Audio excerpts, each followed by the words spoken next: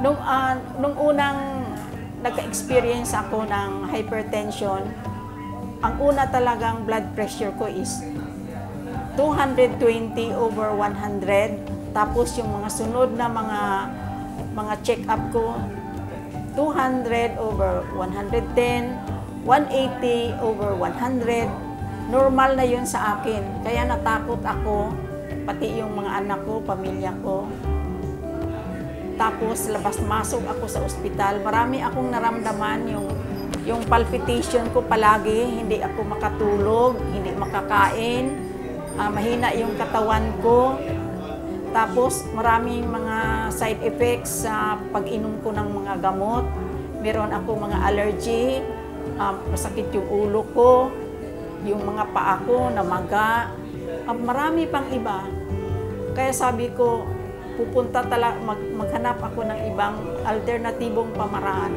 Maraming salamat sa Diyos kay naging instrumento ang Doc Alternatibo. Nang magkita kami ni Doc Vince, palagi niyang sinasabi na itong pagtulong ko, itong mga pamaraan ng Doc Alternatibo, sundin mo talaga. So, nung una kong sinunod yon hanggang ngayon, hindi ko na naramdaman yung mga negatibong mga naramdaman ko. Ngayon, wala na akong palpitation, makatulog na ako, gumanda na yung pakiramdam ko, wala nang mga pamamaga, tsaka yung happy na ako masyado, masayang-masaya. Testingan nyo, try Doc Alternatibo products. Hindi kayo magsisisi. Kasi ako, ilang taon na, from 2009, 2013 na ngayon. Yan talaga ang kasama-kasama ko sa buhay.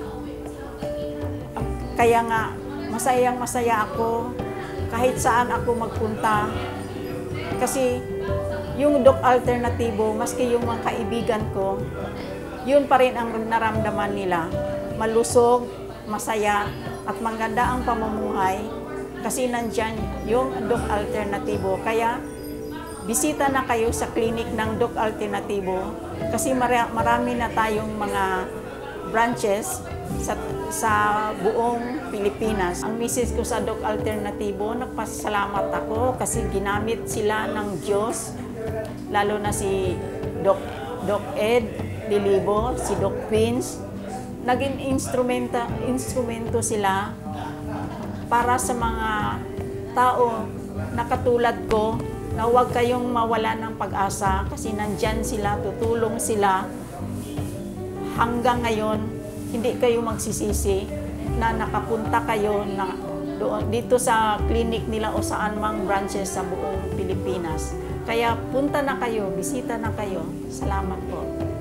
Ako po si Mrs. Lilia Arlo Centales, 62 years old, isang byuda, nakatira sa Sasa, Davao City.